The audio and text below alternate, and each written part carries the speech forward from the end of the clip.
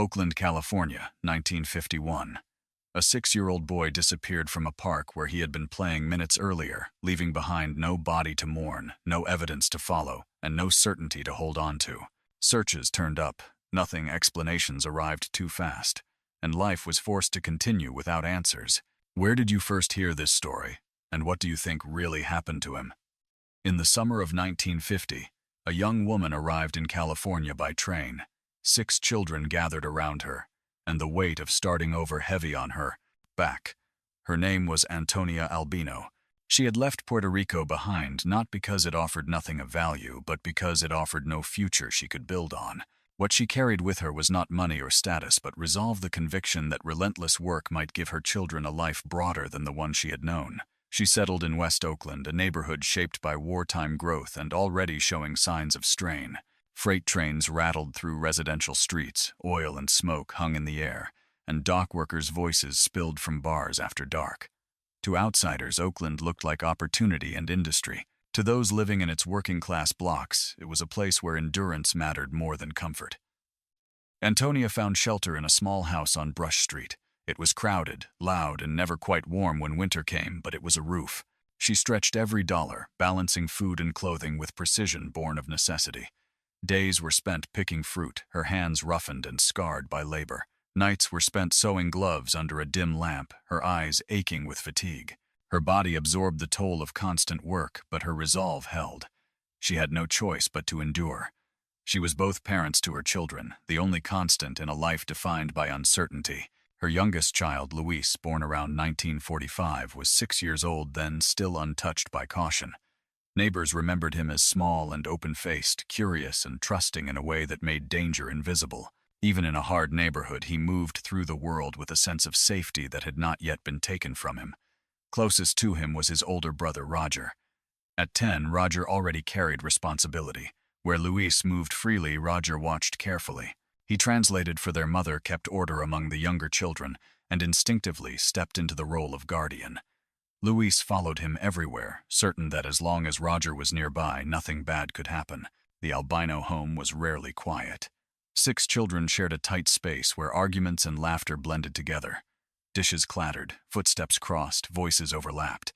Privacy barely existed, but beneath the noise was affection. Antonia firm when she needed to be raised, her children with discipline shaped by hardship. She demanded respect, faith, and routine. Sundays meant church mismatched clothes pressed as neatly as possible. She taught them to pray, to persist, to believe. Still, fear lived beneath her strength. Antonia understood how unforgiving the world could be. She warned her children not to wander far, not to trust easily. The older ones noticed how her grip tightened on her rosary when violence touched the neighborhood, how her voice softened into worry when she told them to stay close. They learned early that safety was not guaranteed. West Oakland in the early 1950s was unsettled ground. Wartime industries had drawn families from across the country and beyond. Black families from the South, immigrants from Latin America and the Caribbean. Cultures overlapped on crowded streets where gospel hymns drifted past Spanish conversations, but diversity came paired with neglect. Public resources rarely reached streets like Brush. Schools struggled, roads cracked, and police presence inspired suspicion more than reassurance. For Luis and Roger, the nearby park offered escape. Jefferson Square was modest, swings, a slide, worn patches of grass, but to them it was freedom. There they could run and laugh, briefly relieved of the weight that filled their home. Roger kept Luis close, guided by the quiet responsibility older siblings carry without being asked. Even in those moments, fragility lingered. One misstep, one moment of distraction, and everything could unravel. Antonia sensed this constantly. She did not speak it aloud, but it showed in the way she watched her children leave the house, and in the prayers she whispered when night fell. By February of 1951, life had settled into routine. It was difficult but stable. Antonia worked. The children went to school. Afternoons ended at the park. Luis remained young enough to trust Roger, old enough to worry, and Antonia strong enough to keep them moving forward. No one imagined how quickly that balance would collapse, how a child with open, trusting eyes would disappear in minutes, how a family searching for a new beginning would instead carry a loss that would follow them for more than 70 years. February 21st, 1951 arrived without warning. The sky over Oakland was low and gray, the air cool enough that children's breath faintly showed as they ran. At Jefferson Square Park, the Albino brothers played as they always had. Roger led. Luis followed. To them, the swings and dirt paths were familiar territory. There was laughter, the metallic rhythm of chains, the ordinary sounds of children at play. Then Roger felt the sudden wrongness. He turned and realized Luis was no longer beside him. Panic struck with sharp clarity. He didn't hesitate. He ran. Down Brush Street he sprinted, heart racing, lungs burning, fear driving every step. He burst through the door of their home, words spilling out in broken English and Spanish, barely able to breathe. Luis was gone. A woman had spoken to him. Luis had gone with her. The room stopped. Antonia froze, shock locking her body in place. A neighbor moved closer, trying to piece together Roger's frantic account. Antonia gripped her apron, demanding he say it again. He did, shaking, gesturing. A woman had talked to Luis, had coaxed him, and Luis had followed. Chairs scraped back. Coats were pulled on. Antonia rushed into the street with neighbors beside her, Roger pointing the way, his voice rising as he led them back toward the park. They moved quickly, dread sharpening with every step. Roger's face was pale, his eyes wide with a fear that already understood the scale of what was happening. At the park, he pointed to the swings, the slide, the spot where he had last seen his brother. Luis was gone. The park felt unnaturally still. Swings drifted in the breeze, creaking as if a child had just stepped away. The slide caught the dull light, but there was no boy. Antonia screamed his name, her voice breaking as Spanish cries echoed through the neighborhood. Neighbors fanned out, checking fences, alleys, railroad tracks. Roger shouted too, his voice raw. He had done what he thought was right, run for help, and it had not been enough. Fear rippled through Brush Street. People poured outside, whispers turning into alarm. A child was missing. A woman had taken him. When police arrived, confusion ruled. Antonia clung to a neighbor to translate her words. Roger stood trembling before officers, repeating the story again. A woman likely in her 30s, a scarf covering her hair, speaking Spanish, promising candy. Luis had followed. Roger had run home. The officers listened, but doubt showed. They pressed him details, directions, certainty. His answers wavered, tangled in fear. He was 10 years old, his memory shaken, imperfect. Doubt hardened into dismissal. Children were unreliable witnesses. Perhaps there had been no woman. Perhaps Luis had wandered off. The bay was close. Children drowned there often. That explanation was easier than abduction. And so the conclusion settled quickly. Luis Albino had fallen into the water. The Coast Guard was called in. Boats moved methodically across the waters near Jack London Square, searchlights cutting through the fog. Divers descended into the dark, murky bay. Nets were dragged along the shoreline. Day after day, the search continued. And day after day, it yielded nothing. No body, no clothing, no sign that a child had ever entered the water at all. Antonia would not accept it. She had heard Roger's account, seen the terror in his face, felt the truth in his words. She believed him. She believed her son had been taken. But each time she tried to say so, her voice was stopped short by language. Her Spanish came out fast and urgent, full of fear, only to be flattened by broken translations. What reached the officers was never the full weight of her desperation. For the police, the case cooled almost immediately. For the Albino family, the worst part was only beginning. At home, laughter disappeared. The chair Luis once occupied at the table became something Antonia could barely look at. In the evenings, she lingered by the door as if her waiting alone might summon him back. The children spoke less. Their games lost their brightness. And Roger carried something heavier than anyone else. He had seen. He had run. He had returned with help. And when they came back, Luis was gone. That decision, made in a moment of childhood panic, became the fault line of his life. Over and over, he replayed it in his mind. He should have stayed. He should have grabbed Luis's hand. He should have yelled instead of running. The guilt settled deep, solid, and unmovable. What happened did not end at the park. It followed them home. It echoed through every meal, every prayer, every hushed conversation on Brush Street. It lived in Roger's silence, in Antonia's repeated visits to the police station, in the way the other children avoided looking at the empty swing in the park. A child had vanished in minutes. A mother had lost her son. A brother had lost his other half. And a family had entered a life defined not by answers but by absence, an absence that would last 73 years. The days that followed blurred into exhaustion and fear. The Albino house no longer rang with noise. Even when the children argued or cried, their voices sounded subdued, as if they sensed that too much sound might disturb something fragile.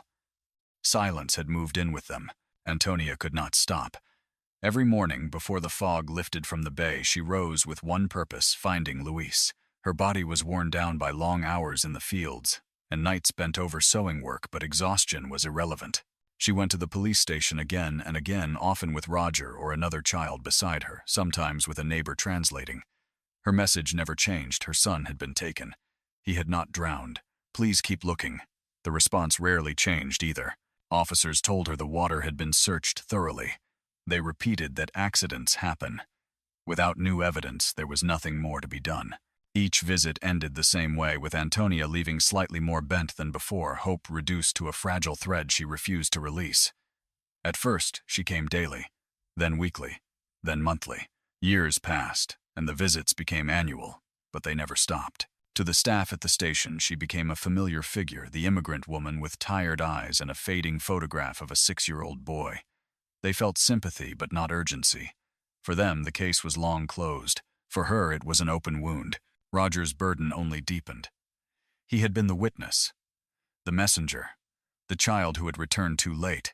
He had done exactly what adults told children to do: go get help, but that knowledge brought no comfort. In his mind, he had failed. The thought hardened into a scar that never softened with time. In the months after Luis disappeared, Roger withdrew. His laughter faded. At school, he avoided the park and the questions that followed him. At home, he stood by the window, watching the street as if expecting his brother to appear. Each time his mother asked him to repeat the story for police, his voice shook. With every retelling, the memory grew heavier until it felt less like something that had happened and more like something he was confessing. The other children grieved in different ways. Some lashed out, angry at the endless not knowing. Others fell silent, afraid that saying Luis's name might reopen a wound that never closed. But the absence was always there. The empty chair at dinner, the missing candles on birthday cakes. At Christmas, they whispered his name quietly, hoping he might somehow hear them somewhere. Antonia carried her grief with a force that neighbors noticed. They saw her walk to the police station year after year. They heard her prayers at night, murmured in Spanish as she counted rosary beads in the dark. They watched her grow thinner, more worn, yet never surrender. She never gave up, one neighbor would later say, even when everyone else did. Grief took its toll. The lines in Antonia's face deepened. Her hair grayed too soon. She aged not just physically, but inwardly, shaped by longing. Faith kept her moving, but loss lived permanently in her eyes. Time moved on for the city. Freeways cut through West Oakland, breaking apart neighborhoods. Families scattered. Jobs vanished. Crime rose. But for the albinos, time stood still. They remained anchored to 1951, to a single afternoon, when a boy ran for help and came back to find that everything had changed forever. By the 1960s, when Luis would have reached adulthood, Antonia's hope hardened rather than faded. He will come back, she told her children. He's still out there.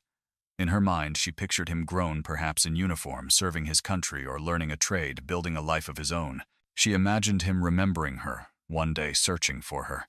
Those visions sustained her through years of silence, even as police offered nothing new. Roger carried his guilt forward into adult life. He married, raised children, held steady work, but the absence of his brother never loosened its grip. People who knew him spoke of a quiet heaviness, a seriousness that never quite lifted. He avoided talking about the park, avoided revisiting childhood altogether. When Luis's name did surface, his voice faltered, burdened by something close to confession. He never absolved himself for running that afternoon. The family did what they had to do to survive. Life moved forward because it demanded to. Bills were paid, meals were cooked, children grew up. But every moment of happiness was dulled by what was missing. Weddings, births, milestones, all were marked by the awareness that someone should have been there and wasn't. Even joy carried an edge sharpened by loss that had arrived decades earlier. For Antonia, the most unbearable part was not death, but uncertainty. Death could be mourned. A body, a grave, even a certificate would have offered an ending. But absence allowed no closure. She held tightly to Roger's account, repeating it year after year. "A woman took him," she insisted. "He's alive somewhere. I know it." Some dismissed her as a woman chasing illusions. Others pitied her. Antonia did neither. To surrender would have meant losing her son twice. When Antonia died in 2005, she had lived more than half a century without answers. Her children stood together at her funeral, knowing she had carried one unanswered question to the grave: where is Luis? That question did not die with her. It passed quietly to the next generation. The disappearance was never confined to one day. It echoed across decades, shaping Antonia's faith, Roger's lifelong guilt, the memories of the siblings, and even the identities of grandchildren who had never met Luis. He was not simply a child who vanished. He was the empty chair at dinner, the missing face in family photographs, the presence defined by absence. To the outside world, his story had long been forgotten, buried in old police files. But for the Albinos, February 21st, 1951, never receded into history. It remained a living moment, an open wound, an unbroken silence. By the middle of the 1960s, 15 years had passed since Luis disappeared from Jefferson Square Park. The world beyond the family had transformed. Music, politics, and wars reshaped the era. But inside the Albino home, time stayed fixed. Luis was still 6 years old in memory, preserved in photographs and quiet recollections shared late at night. Even so, hope refused to disappear. In 1966, Luis would have been 21, old enough to be registered for military service.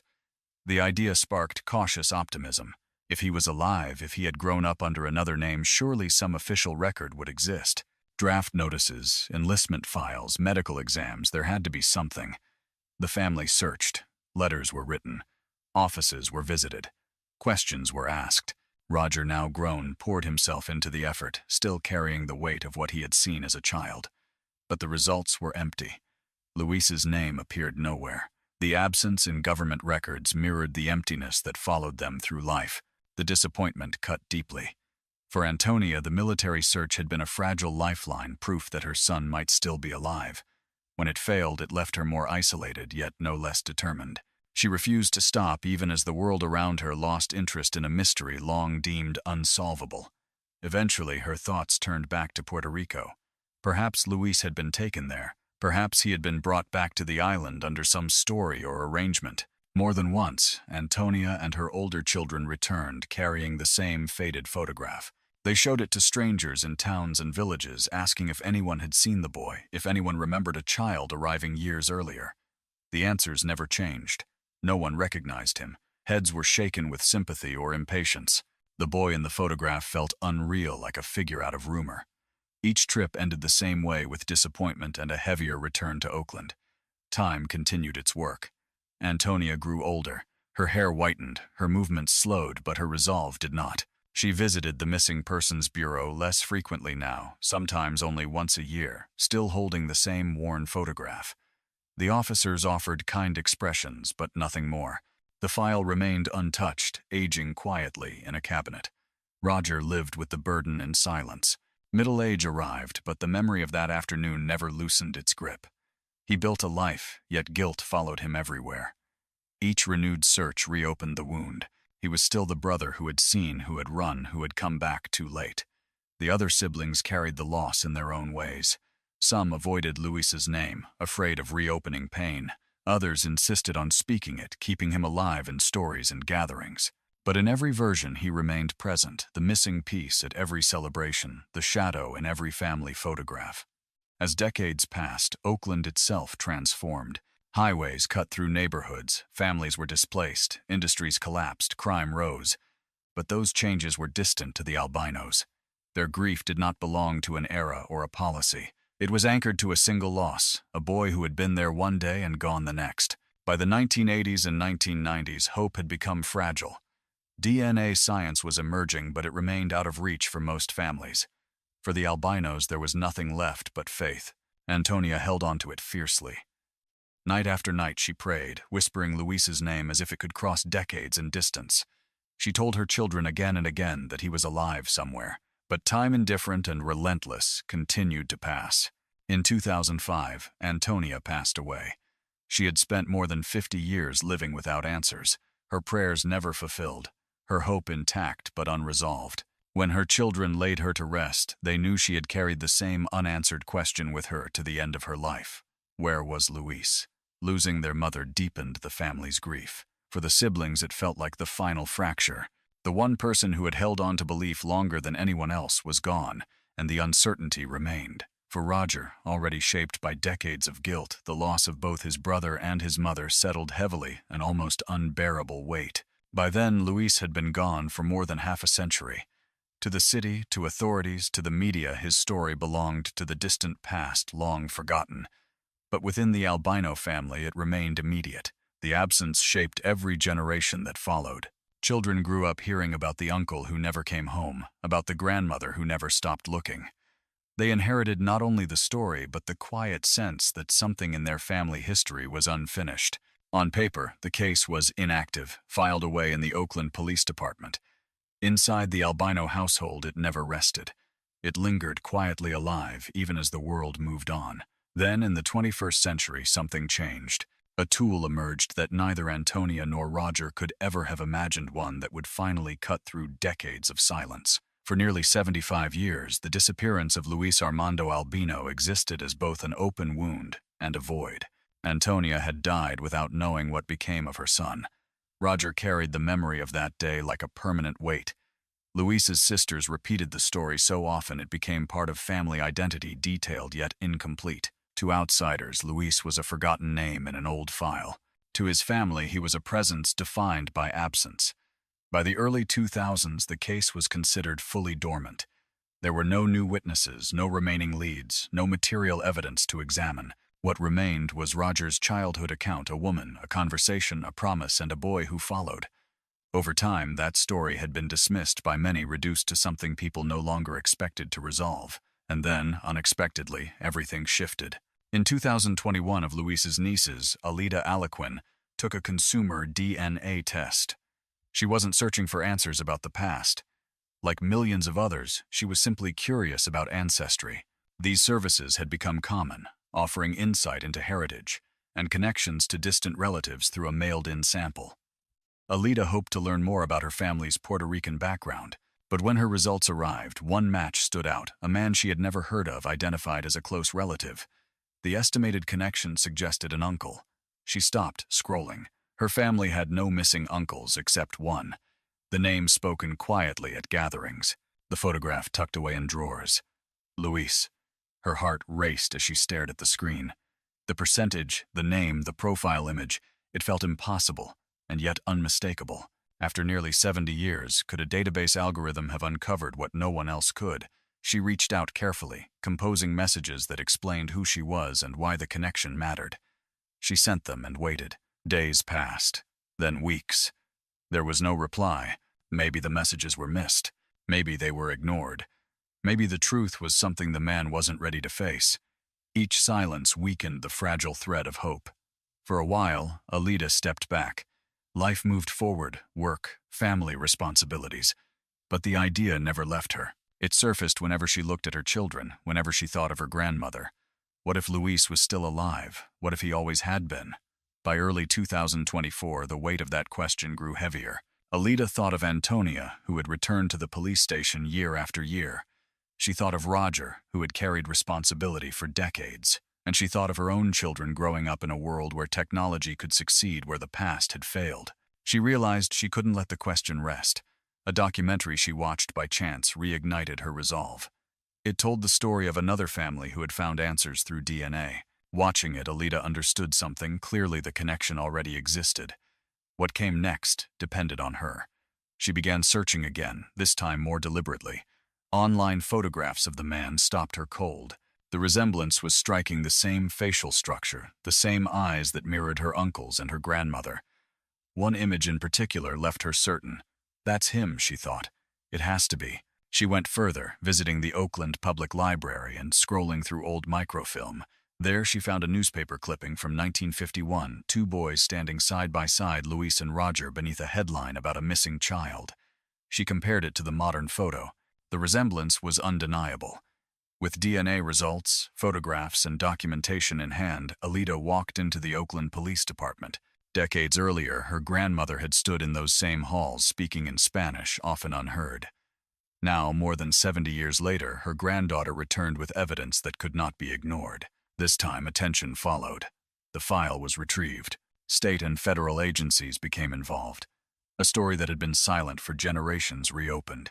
Agents eventually traveled east to speak with the man identified by the DNA match. He was cautious. He had lived his entire life believing he was someone else raised by parents he trusted. He was a retired firefighter, a Marine Corps veteran who had served in Vietnam, a father and grandfather.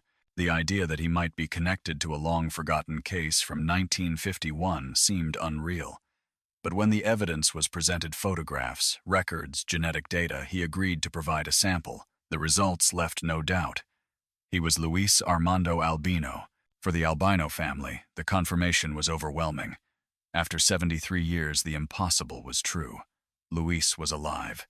The discovery carried joy but also loss. Luis had grown up far from his family, raised under another name, unaware of his origins. He had lived a full life service, family purpose, but it had been built without the truth of where he came from. He remembered fragments from early childhood movement, unfamiliar faces, but questions were always deflected. He accepted the gaps, never realizing what they concealed. For his siblings, the news brought relief and sorrow intertwined. Relief because Luis had survived. Sorrow because Antonia had not lived to see it. Roger, now elderly, shook when he learned the truth. After decades of doubt, his memory was finally confirmed. He had not been wrong. The family had not imagined it. They had simply not been heard. Their persistence had been justified. Antonia had been right. Roger had been right. And the long silence at last had an answer. Yet even with answers, new questions surfaced, questions that may never find resolution. Who was the woman at the park? What led her to approach Luis that afternoon? Was it an act driven by personal desperation, a deliberate plan, or part of something wider that quietly existed at the time?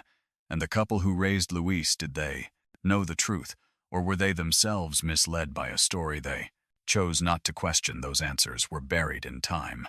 The woman with the scarf was almost certainly gone. The people who raised Luis were gone as well.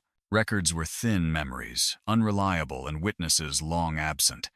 Whatever the full truth once was, it had dissolved into history. For the Albino family, however, one fact mattered more than all others: Luis had lived. When federal authorities confirmed his identity in June of 2024, the story of Luis Albino shifted. It was no longer only about loss. It became a story of endurance, of belief sustained across generations, and of science finally reaching what time and circumstance had kept hidden. A DNA test taken out of curiosity succeeded where decades of searching had failed. For Alida, the moment was overwhelming. She had grown up hearing about her missing uncle as a kind of family legend, something spoken of quietly, carried like an inherited ache.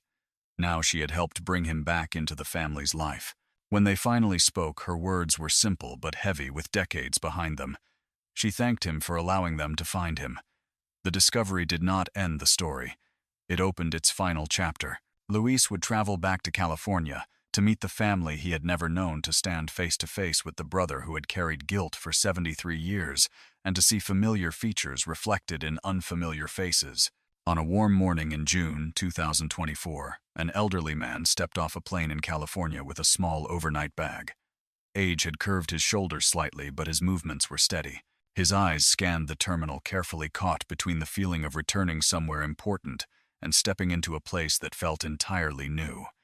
That man was Luis Armando Albino. More than 7 decades earlier, he had left Oakland as a 6-year-old boy from a neighborhood park. Now at 80, he returned, not as the child preserved in memory, but as a grandfather, a veteran, a retired firefighter, and a man who had lived a full life without knowing its true beginning. Waiting beyond the gate were people he had never met, yet somehow recognized: nieces, nephews, cousins, great-nieces. They held signs, photographs, and tears they did not try to hide. Among them was Alida, the one who had refused to let his story fade. When they saw each other, Alida felt the moment catch in her chest. She had rehearsed what she might say, imagined how it would feel. But when she stepped forward, only one sentence emerged. She thanked him for letting them find him. Luis's expression softened. He pulled her into an embrace, his hands marked by decades of work. He corrected her gently. He thanked her for finding him. Around them, the family cried openly. Travelers passing through the terminal slowed, sensing that something rare was unfolding. An old man not just arriving somewhere, but reconnecting with a past long thought unreachable. The deepest moment came later, away from the airport. In a quiet home in Oakland, Roger, now 83, frail but alert, waited for the brother he had last seen as a child. For most of his life, Roger had carried the weight of that afternoon, the moment he ran for help and returned too late. When Luis entered the room, Roger struggled to stand. His hands shook as he reached out, his voice breaking as he spoke his brother's name. They looked at each other, and for a moment no one spoke. Then they embraced tight, unmoving, as if time itself were being held in place. Roger pressed his face into his brother's shoulder and cried. Luis held him steady and gentle, as though the instinct of brotherhood had never left. Later, Alida would say the embrace was more than a greeting. It held everything that had been lost, everything that had been carried, and everything that had been hoped for all at once.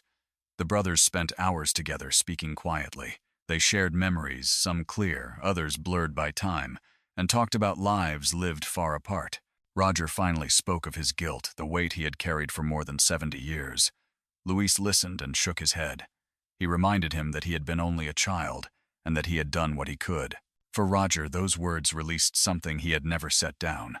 For the first time, he allowed himself to believe that the burden was not his alone. The reunion extended through the family. Luis met sisters who had missed him their entire lives, nieces and nephews who had grown up on his story, younger generations who now saw proof that family history could be more than rumor. They told him about Antonia, her repeated visits to authorities, her nightly prayers, her unwavering belief that he was alive. When Luis learned she had passed away years earlier, he lowered his head, tears falling quietly. He spoke of her devotion and of how he had never known. They showed him the old newspaper photograph, two boys standing side by side, printed the day after he vanished. Luis studied it for a long time, searching his own face for familiarity. Finally, he spoke with quiet certainty. That boy had been him all along. The reunion was joyful, but it was not untouched by sorrow. Roger's health was already failing. 2 months after holding his brother again, he passed away. Those who loved him believed he left with peace he had never known. Alida later reflected that for 73 years Roger had lived with guilt, and in the end he had been able to let it go. He had held his brother again. He had seen the truth for himself. For Luis, the joy was also bittersweet. He had been reunited with his family only to lose his brother again so soon. But the time they shared the conversations, the forgiveness, the embrace, was enough to bridge decades of silence. For the Albino family, the reunion carried meaning beyond their own lives. It showed that memory could survive generations, that technology could revive stories long set aside, and that hope could persist even when time seemed to argue otherwise. Luis himself faced the truth with quiet clarity. He had lived 8 decades believing one version of his life. Now he was asked to hold another. The people who raised him were not his biological parents. The family he never knew was now standing before him. A different childhood had been taken from him. Still, he chose not to dwell in bitterness. He spoke of the life he had lived, of service, family, and gratitude. He could not change the past, he said, but he could honor the present. The reunion did not erase what happened in 1951. It did not resolve every question or undo decades of longing. But it closed a circle. It gave the Albino family something they had not had for 73 years: certainty. In that certainty was validation. Roger had spoken the truth. Antonia's faith had not been misplaced. Luis's story was no longer only about being lost, but about being found. The summer of 2024 gave the family something rare. Luis was alive. He had lived a full life and returned to those who never stopped searching. Yet even in celebration, unanswered questions remained. Luis had come home, but what began in Jefferson Square Park in 1951 was never fully explained. Roger never forgot the woman he described: her age, her language, the green scarf in her hair. That detail had followed him for decades, even as it was dismissed early on. No sketch was created. No focused effort followed that description. Attention turned elsewhere, and the trail faded. With Luis alive, Roger's memory was affirmed. But knowing the memory was true did not reveal who she was or why she acted, or whether she was alone. Some believe it was chance. Others suspect broader practices that existed quietly at the time, particularly affecting families with fewer resources or less power. The details remain uncertain, blurred by time. Luis remembered his upbringing with warmth. The people who raised him treated him as their own. Yet when he asked about his earliest years, the answers were always incomplete. Something had always been missing. Whether those who raised him understood the full truth or were themselves misled may never be known. They passed away before DNA revealed the connection. One of the hardest questions lingers not about individuals, but about systems. Why was a child's account dismissed so quickly? Why was one explanation accepted without confirmation? If things had unfolded differently, might the outcome have changed? Those questions carry weight, especially for families like the Albinos, who felt unheard and unseen at the time. The reunion brought healing but not complete resolution. The family now knows that Luis lived and that he was found. What they may never know is exactly how it all happened. Luis accepts that uncertainty calmly. Others, especially the younger generation, still wrestle with it. The file remains technically open, but time has closed many paths. Too much has faded. So the Albino family lives with both gratitude and unanswered questions, grateful that Luis returned and aware that some mysteries endure. They have learned to live with uncertainty the same way they once lived with absence, and that too has become part of their story. I find it difficult to call this story a happy ending, even though Luis was found alive after 73 years. What happened was not a resolution so much as a revelation, one that arrived too late to undo most of the damage. A life was returned to its origin, but time was not. When I think about this case, what stays with me most is not the science, not even the reunion, but the long stretch of being unheard.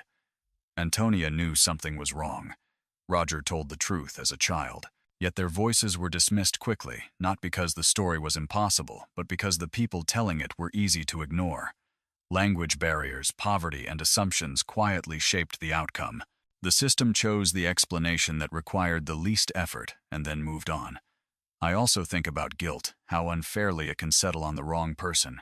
Roger carried responsibility for most of his life, for a decision he made at 10 years old in fear under pressure, with no adult guidance.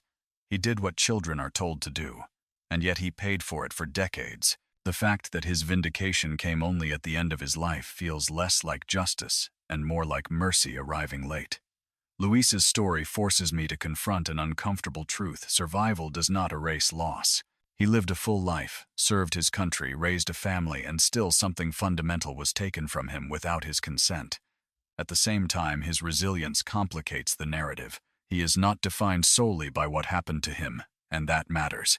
In the end, this story reminds me that answers do not always heal everything. Sometimes they simply clarify the shape of the wound.